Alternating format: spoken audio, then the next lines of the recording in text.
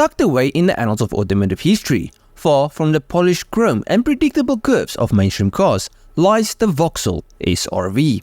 Imagine a fever dream conjured by Le Mans racer on a bender, draped in the most out-of-this-world bodywork ever sculpted from aluminium. This wasn't a car meant for production, it was a revolution on wheels, a crap on automotive convention, and a testament to the spirit that once lurked within the confines of Vauxhall. The year is 1970, and while Vauxhall churns out rebadged Opals and dreams of quiet profits, a young American designer named Wayne Cherry has different visions. Cherry, a maverick who crossed the pond with a fire in his eyes and a sketchpad in his hand, saw the potential within the slumbering British giant. The SRV was his masterpiece. Sure, whispers of which obsessed Italians like Lancia and Ferrari might have tickled its edges, but the SRV was no knockoff.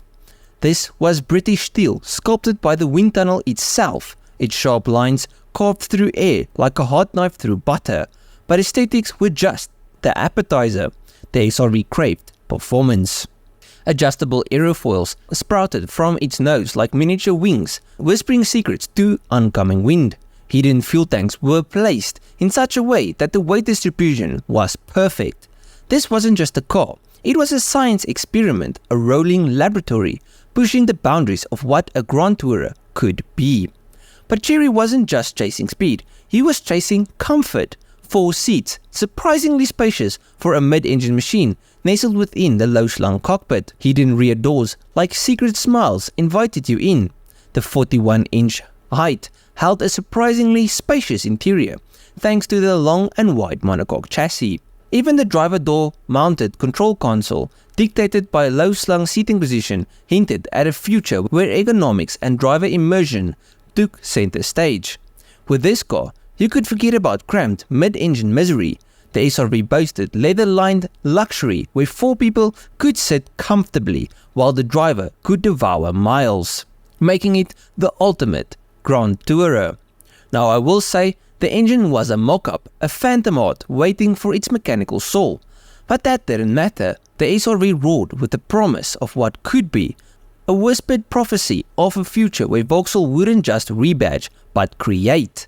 And they did have an engine planned for the car, a transversely mounted 2.3-litre Vauxhall Slant 4, but it was shelved for a lack of a suitable transaxle. Now I will say, just by the insane design, we all know that this car would never have been put into production. It was just an experiment and a showpiece of what Vauxhall was capable of, but it did show that they could do more than just rebadge Opals.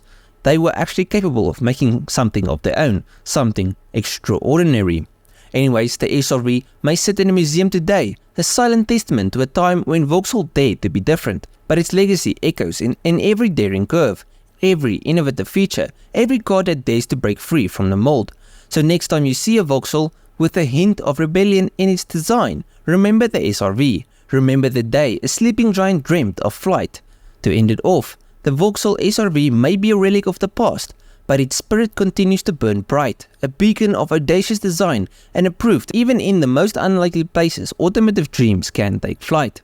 Now I know this is sort of a short video, but once I saw the design of this classic, I felt like I had to do more research and obviously make a whole video on it.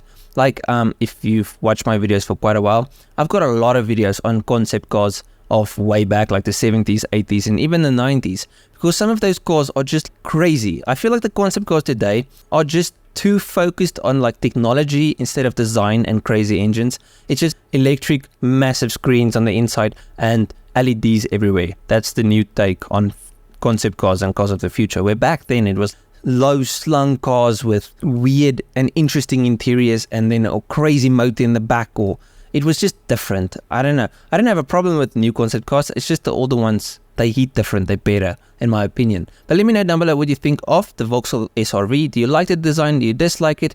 I'm not going to act like it's my favorite design in the world, but it's still cool for a company like Vauxhall. But yeah, let me know what you think. If you guys enjoyed this video, please leave a like and subscribe to the channel. And if you did like it, you'll most probably like most of my other stuff. So just go through my channel, see if there's something else you like. I'll check you guys in the next one. Cheers, eh?